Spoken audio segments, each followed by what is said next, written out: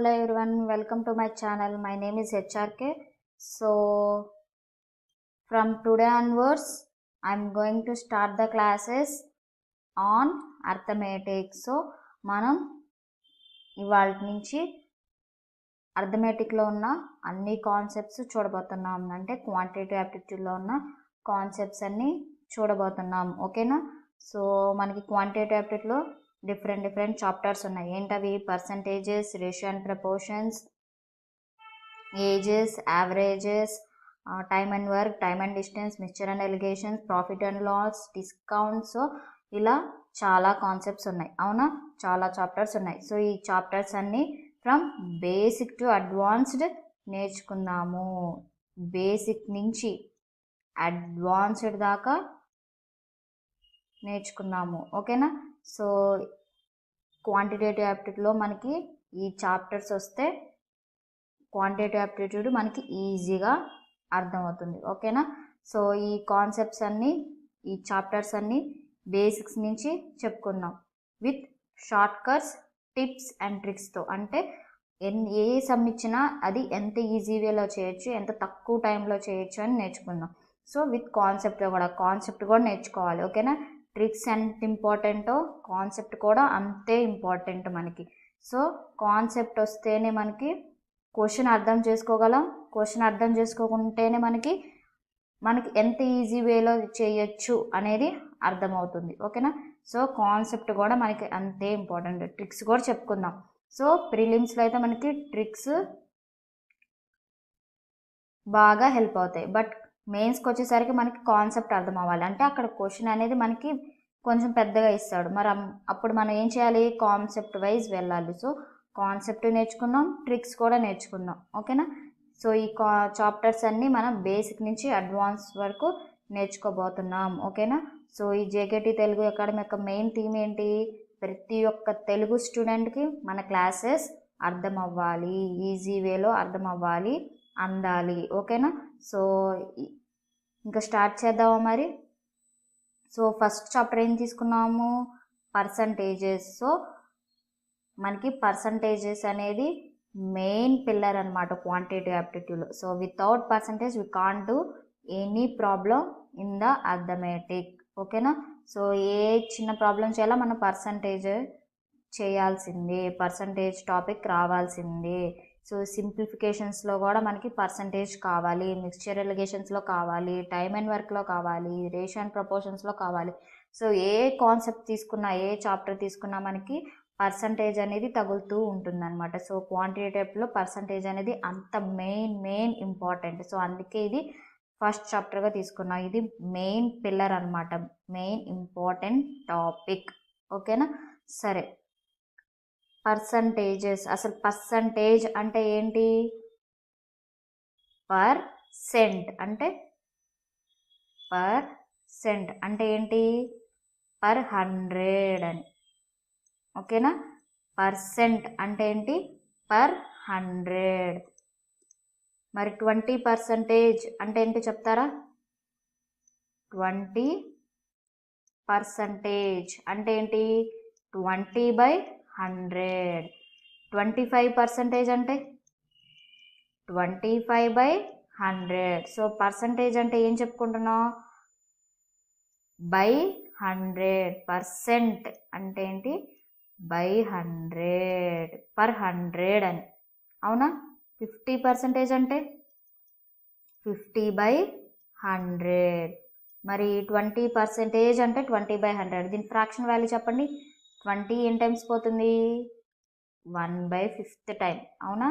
So ఏమవుతుంది fraction value? 1/5. అది 25% అంటే 25/100. ఎన్ని టైమ్స్ క్యాన్సిల్ అవుతుంది? 25 సో 100 4 టైమ్స్ క్యాన్సిల్ అవుతుంది. అవునా? అంటే 1/4. 50% అంటే 1/2. So 50 2s 100. సో 1/2 అని. సో మరి ఇప్పుడు 20% ఆఫ్ 600. సో దీని వాల్యూ చెప్పండి. 20% అంటే ఏంటి? 20/100. ఆఫ్ అంటే ఇంటూ. సో 600 కదా, 600. ఓకేనా? సో 20% ఆఫ్ 600 ఎలా రాసాము 20/100 ఇంటూ 600. అదే 25% ఆఫ్ 400 చెప్పండి. ఈ స్టెప్ ఎలా వస్తుంది ఇక్కడ 25/100 అవునా. పర్సంటేజ్ అంటే ఏంటి పర్ 100 రాసాము 25/100. ఆఫ్ అంటే ఇంటూ ఇక్కడ ఏం వాల్యూ ఉంది 400. 25% ఆఫ్ 400. సో ఈ స్టెప్ని ఎలా మార్చాము 25/100 ఇంటూ 400. సో క్యాలిక్యులేట్ చేయండి. దీని వాల్యూ ఎంత వస్తుంది. ఇక్కడ 2 zeros ఇక్కడ 2 zeros క్యాన్సిల్ 26 120 అవునా. మరి ఇక్కడ 2 zeros ఇక్కడ 2 zeros క్యాన్సిల్ అప్పుడేమవుతుంది 25 4s 100 ఓకేనా. సో 20% ఆఫ్ 600 వాల్యూ ఎంత వచ్చింది మనకి 120. అలానే 25% ఆఫ్ 400 ఎంత వచ్చింది 100. దీని మీనింగ్ ఏంటి 20% ఆఫ్ 600 అంటే ఏంటి 600లో 20% ఎంత అవుతుంది 120. సో 600లో మనకి 20% అనేది 120. అలానే 400లో 25% ఎంత అని అడుగుతున్నాడు. అప్పుడు ఏమవుతుంది 100. సో 400లో 25% ఎంత 100 అని ఓకేనా. ఇప్పుడు అర్థమవుతుందా ఎలా క్యాలిక్యులేట్ చేయాలి పర్సంటేజెస్. 40% ఆఫ్ 800 దీన్ని చెప్పండి. దీని ఆన్సర్ ఏమవుతుంది 40/100 ఇంటూ 800 అవునా.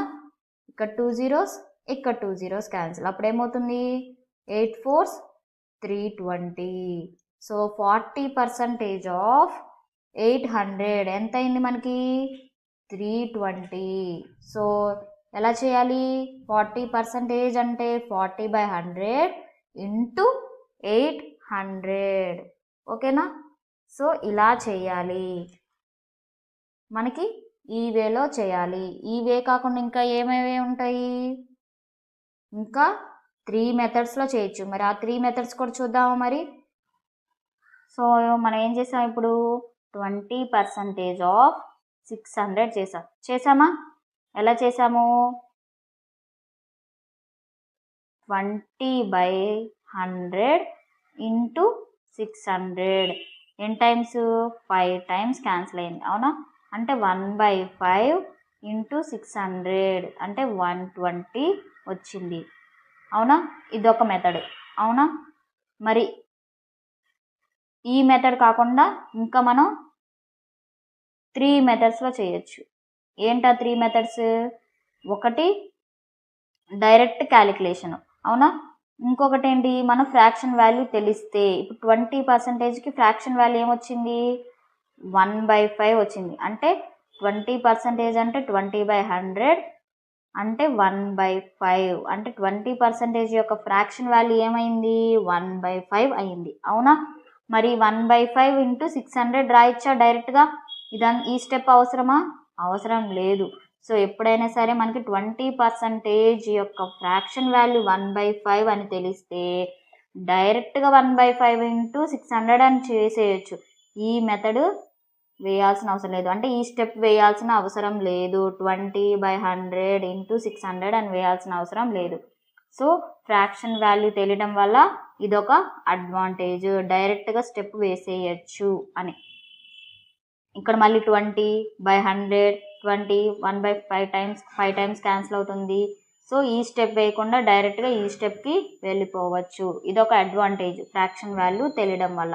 ఇంకో మెథడ్ ఏం చేయొచ్చు ఎప్పుడైనా సరే మనకి ఫ్రాక్షన్ వాల్యూ 1/5 వచ్చిందా అవునా. సో 20%కి ఫ్రాక్షన్ వాల్యూ ఏంటి 1/5. ఎప్పుడైనా సరే మనకి ఫ్రాక్షన్ వాల్యూలో ఈ కింద ఉండే డినామినేటర్ వాల్యూ టోటల్కి ఈక్వల్ ఓకేనా. డినామినేటర్లో ఉన్నది టోటల్కి ఈక్వల్. పైన ఉండే 1 ఉండొచ్చు ఏ వాల్యూ అయినా ఉండొచ్చు. సపోజ్ నేను 20%కి చెప్తున్నా 20% యొక్క ఫ్రాక్షన్ వాల్యూ 1/5. ఇక్కడ 5 అనేది టోటల్కి ఈక్వల్. 1 అనేది మనల్ని అడుగుతున్నది అంటే క్వశ్చన్ మార్క్. మనల్ని ఏమడుగుతున్నాడు 5 అనేది టోటల్కి equal.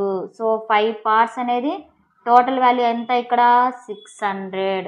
So total value 600. So 5 parts 600 అయితే 1 part ఎంత అని అడుగుతున్నాడు. ఓకేనా, ఇది దీని మీనింగ్. 1/5 యొక్క ఫ్రాక్షన్ వాల్యూని మనం ఎలా చేసాము, కిందున్న డినామినేటర్ 5 parts 600 అయితే 1 part ఎంత అని. మరి దీన్ని ఎలా చేయాలి, క్వశ్చన్ మార్క్ని ఇప్పుడు మనం సపోజ్ ఎక్స్ అనుకున్నాం అనుకోండి, ఎక్స్ ఇంటూ 5 అంటే క్రాస్ మల్టిప్లికేషన్ చేయాలి. X into 5 5x, 600 into 1. So ఏమవుతుంది, 5x is equal to 600. X value ఏమవుతుంది 600/5 అవుతుంది. సో ఎన్ని టైమ్స్, 120 టైమ్స్ అవుతుంది. సో ఇలా చేయాలి. మరి ఇన్ని స్టెప్ వేయాలా, వేయకూడదు. సో ఇన్ని స్టెప్పులు వేయకూడదు, ఒకటే స్టెప్ వేయాలి. ఎలా వేయాలి, 5 parts 600 అయితే 1 part ఎంత అని అడిగినప్పుడు డైరెక్ట్గా 600 ఇంటూ 1 600 డివైడెడ్ బై ఇక్కడ 5 ఉందా, ఆ 5ని డినామినేటర్లో వేసేయాలి. అంటే ఇక్కడ ఉన్న వాల్యూనే మనకి డినామినేటర్లో వస్తుంది. మరి అంతేగా ఇక్కడ 5x ఉంది, ఏమైపోయింది డినామినేటర్లో 5 అయిపోయింది. మరి ఇన్ని స్టెప్పులు వేయడం అవసరమా, అవసరం లేదు. డైరెక్ట్గా 600 ఇంటూ 1 600 డివైడెడ్ బై 5 వేసేయాలి. ఇప్పుడు ఈ వాల్యూ ఏమవుతుంది 120 అవుతుంది. ఓకేనా, సో ఇలా చేయాలి. డైరెక్ట్గా 600/5 అని వేసేయాలి. ఓకేనా, ఇన్ని స్టెప్పులు వేయకూడదు, ఎక్స్ అనే వాల్యూ తీసుకోకూడదు. డైరెక్ట్గా ఒకే స్టెప్లో 600/5 వేయాలి.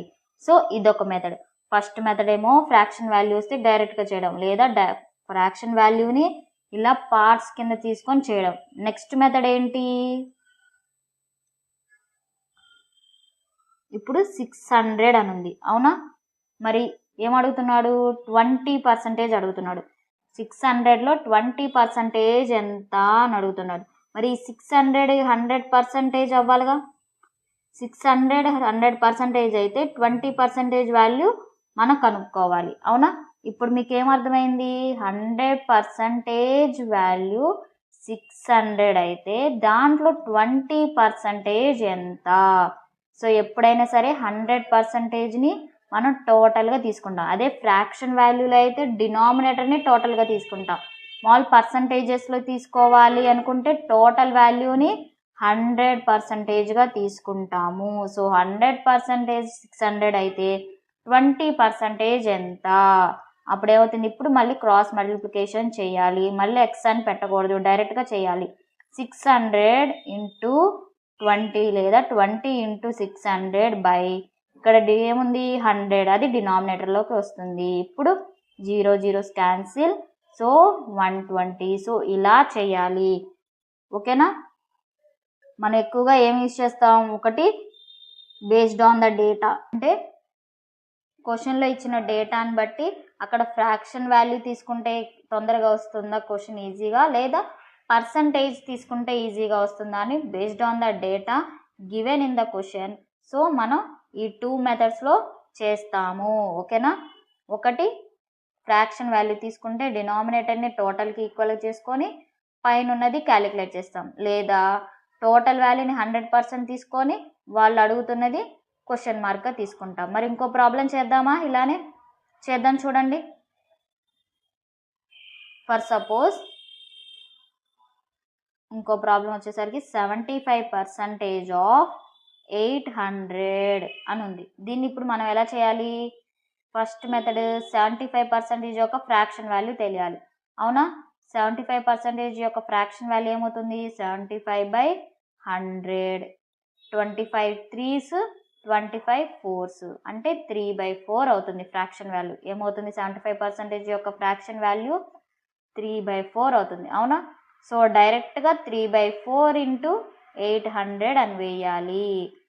ఓకేనా, సో ఈచ్ పర్సంటేజ్ యొక్క ఫ్రాక్షన్ వాల్యూ మనకి తెలియాలి, అప్పుడే మనకి టైం సేవ్ అవుతుంది ఎగ్జామ్లో. ఓకేనా,